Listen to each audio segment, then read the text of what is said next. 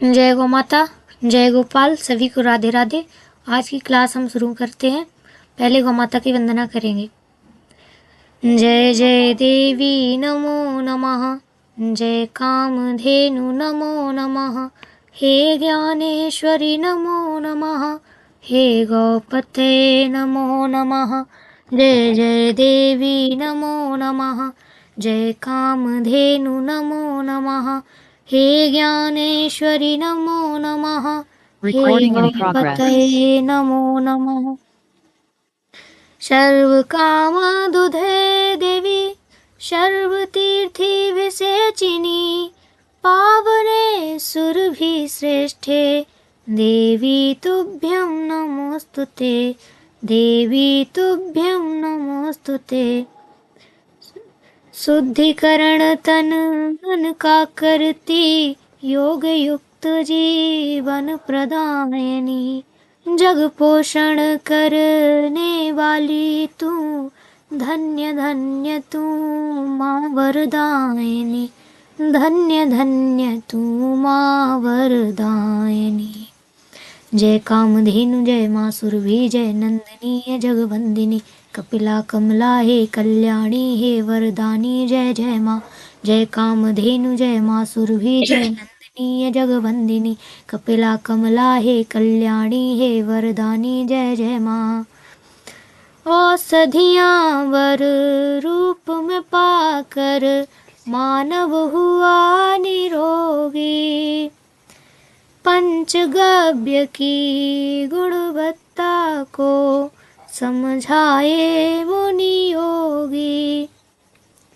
कल्याणी तू स्नेह स्वरूपा है, तू श्याम मन भावनी, है तू श्याम मन भावनी। जय कामधेनु जय माँ सुरभि जय नंदिनी जगवंदिनी, कपिला कमला हे कल्याणी हे वरदानी, जय जय माँ। जय कामधेनु जय माँ सुरभि जय नंदिनी जगवंदिनी, कपिला कमला हे कल्याणी हे वरदानी, जय जय माँ।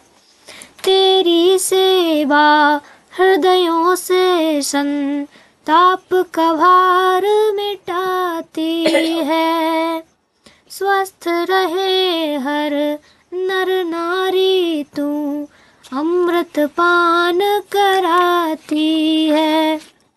बल बुद्धि का तेज तुम्ही से मातु ज्ञान प्रदायनी, मातु ज्ञान प्रदायनी। जय कामधेनु जय माँ सुरभि जय नंदिनी जगवंदिनी, कपिला कमला हे कल्याणी हे वरदानी, जय जय माँ।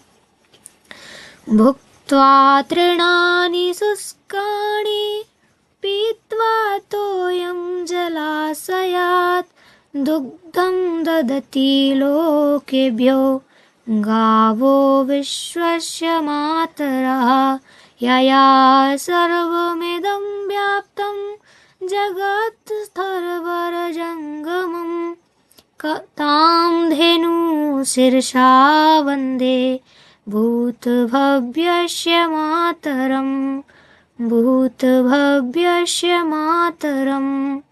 शुद्धिकरण तन मन का करती, योग युक्त जीवन प्रदायनी, जग पोषण करने वाली तू, धन्य धन्य तू माँ वरदायिनी, धन्य धन्य तू माँ वरदायिनी। जय कामधेनु जय माँ सुरभि जय नंदिनी जगवंदिनी, कपिला कमला हे कल्याणी हे वरदानी, जय जय माँ। जय कामधेनु जय माँ सुरभि जय नंदिनी जगवंदिनी, कपिला कमला हे कल्याणी हे वरदानी, जय जय माँ। पिछली क्लास में हम लोगों ने पढ़ा था सुरभि माँ की उत्पत्ति, और आगे पढ़ा था कि उनके कौन से अंग में कौन से देवता का निवास होता है। कुवड़ में अंतरिक्ष बल और बृहस्पति, लाट में देवी पार्वती, नाक के मध्य में कार्तिकेय, दाहिनी आँख में सूर्य, बाईं आँख में चंद्रमा, गौमूत्र में गंगा जी, गौमय में Yamuna ji. Recording in progress. और लक्ष्मी जी। गौ के विश्व रूप में सर्वलोक हैं। मनुष्यों को स्वयं को गौ माता का अंग ही समझना चाहिए। गौ माता पूजनीय है, वंदनीय है, पालनीय है। जहाँ इंद्र देव निवास करते हैं वो स्वर्गलोक है। गाय के शरीर में इंद्र आदि देव हैं, इसलिए गौ माता ही स्वर्गलोक है। ऐसा मानने वाले लोगों में कभी भी गौवध और गौमांस भक्षण की कल्पना ही नहीं आएगी। गौवंश का पुराणों में महत्व। भारतीय संस्कृति में गौ की महत्ता व विशिष्ट स्थान का उल्लेख हमारे वेदों, पुराणों तथा धर्मशास्त्रों में स्थान स्थान पर देखने को मिलता है। ऋग्वेद 8.35.18 में कहा गया है, धेनु जिन्नत उत जिन्नत विषाहतम रक्षासी से धन अविधा। अर्थात, हे अश्वनी कुमारों, गायों को बलवती करो, जनता को बलवती करो, हानियों को नष्ट करो, रोगों को बाहर करो। अथर्ववेद में कहा है, धेनु सबनम रयीड़ साम, अर्थात गाय संपत्ति का भंडार है।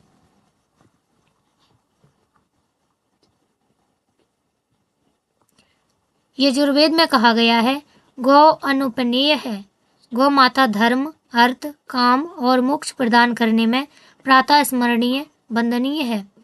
पुराणों के अनुसार इस विश्व में सर्वप्रथम वेद, अग्नि और गाय का अवतरण हुआ। गाय के विश्व रूप का वर्णन अथर्ववेद, यजुर्वेद, ब्रह्मांड पुराण, स्कंद पुराण, भविष्य पुराण और अग्नि पुराण, स्मृतियों में महाभारत, रामायण तथा गीता में देखने को मिलता है। वेदों में लिखा है, एतद् वैविश्व रूपम सर्व रूपम गौ रूपम। भारतीय संस्कृति का आधार ही गौ है। एक समय था जब भारत देश को सोने की चिड़िया कहा जाता था। यहाँ घी दूध की नदियाँ बहती थीं। ऋग्वेद के 98 मंडल के 4 सूक्त में ऋषि वामदेव गौतम कहते हैं कि जो वस्तुएं देवता समान पूजनीय हैं उनमें अग्नि, सूर्य, जल और गाय है। स्कंद पुराण ब्रह्म धर्मारण 1018 के अनुसार गौ माता समस्त देवों की जननी है। गौ माता यज्ञ की कारण रूपा है। गौ माता सभी तीर्थों की महातीर्थ है, जिन्हें सदैव नमस्कार है। स्कंद पुराण में ऋषि अपस्तंभ ने राजा नाभाग को गाय को अमूल्य रत्न का रूप देते हुए बताया है कि गौ सदैव सबके लिए वंदनीय है। स्वयं ब्रह्मा जी ने इनको दिव्य गुणों से सुशोभित किया है। गाय के गोबर से देवताओं के मंदिर व मनुष्यों के घर शुद्ध होते हैं। गौ दुग्ध, दही, घी, गोबर व गौमूत्र पवित्र होता है तथा समस्त जगत को पवित्र करती है। गाय समस्त जगत के लिए पूजनीय है तथा सदैव विष्णु पद में स्थित रहती है। प्राचीन काल में गौ को प्रधान धन समझा जाता था। गौ की रक्षा के लिए पहल गोत्र गौशाला की सृष्टि हुई।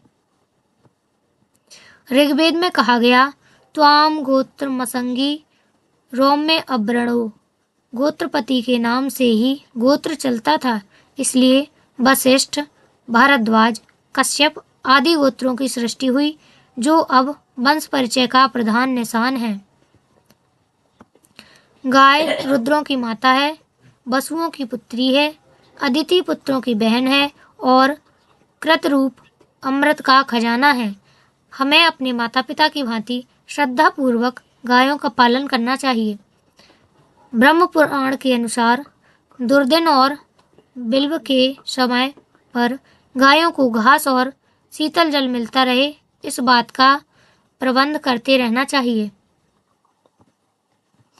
पद्म पुराण सृष्टि 48, 145, 146 के अनुसार गायों की एकमात्र परिक्रमा करने से मनुष्य सारे पापों से छूटकर अक्षय स्वर्ग को प्राप्त करता है। विष्णु धर्मोत्तर पुराण के अनुसार अपनी आत्मा से भी अधिक गाय की रक्षा का ध्यान रखना चाहिए। विष्णु स्मृति में कहा गया है, गाय पवित्रम गावः पवित्रम मांगल्यम गौसु लोका प्रतिष्ठा। गावों वितनबते यज्ञ गावा परवाद सूदना, अर्थात गाय पवित्र मंगल कारक होती है। इसमें समस्त लोग प्रतिष्ठित हैं। गाय यज्ञ का विस्तार करती है, व समस्त पापों का विनाश करती है। विष्णु पुराण के तृतीय खंड में कहा गया है, गोमये तु सदा लक्ष्मी स्वयमेव व्यवस्थिता, गोमूत्रे च तथा गंगा दधि क्षीर घृतेषु च सदा व्यवस्थित सोम रोचनायाम सरस्वती, अर्थात गौ माता के गोबर में साक्षात लक्ष्मी, गौमूत्र में गंगा जी, दूध दही और घी में सोम तथा गोरोचन में भगवती सरस्वती विराजमान हैं। पुण्य एवं स्वकल्याण चाहने वाले गृहस्थों को गौ सेवा करनी चाहिए, क्योंकि गौ सेवा में लगे हुए मनुष्यों की शीघ्र ही संपत्ति वृद्धि होती है। गौ सेवा से धन संपत्ति आरोग्य आदि मनुष्य जीवन को सुखकर बनाने वाले संपूर्ण साधन सहज ही प्राप्त हो जाते हैं। जिस घर में गाय पाली जाती है उस घर में अनेक प्रकार के लाभ स्वाभाविक ही होते हैं। गाय मनुष्य की बंधु है और जिस घर में गाय नहीं वह घर बंधु शून्य है। पद्म पुराण सृष्टि 50, 165, 166। जो प्रतिदिन गौ का स्पर्श करता है वह प्रतिदिन तीर्थ जल में स्नान करने का फल पाता है। अग्नि पुराण। महाभारत काल में गाय का स्थान पांडु पुत्रों में सहदेव गौ वैज्ञानिक थे, जो इंद्रप्रस्थ की 40 कोस की परिधि में पलने वाली गायों के बारे में बता देते थे कि किस गाय का दूध पीने से लाभ होगा, किस गाय का गौमूत्र सूंघने से बंध्या स्त्री गर्भवती होगी। महाभारत युद्ध में 18 अक्षौहिणी सेना अर्थात 53,18,840 योद्धा काम आए। उनकी विधवाओं, अनाथ बच्चों तथा अशक्त माता पिता का सहारा गोधन बना। महाभारत के अनुच्छेद 8 में कहा गया, पुत्रार्थी लेवन्ते पुत्रम, कन्यार्थी ताम वाप्नुयात्, धनार्थी लभते वित्तम, धर्मार्थी धर्ममाप्नुयात्, विद्यार्थी चाप्यादु विद्याम, सुखार्थी प्राप्नुयात् सुखम, न किंचित दुर्लभम चैत्र गवाम भक्तस्य भारत। पुत्रार्थी को पुत्र मिलता है, महाराज दिलीप को रघु और महाराज ऋतंभर को सत्यवान जैसे श्रेष्ठ पुत्र गौ सेवा से ही मिले। गौ सेवा से कन्यार्थी को कन्या, धनार्थी को धन, धर्मार्थी को धर्म, विद्यार्थी को विद्या और सुखार्थी को सुख मिलता है। गौ भक्त के लिए संसार में कोई भी वस्तु दुर्लभ नहीं है।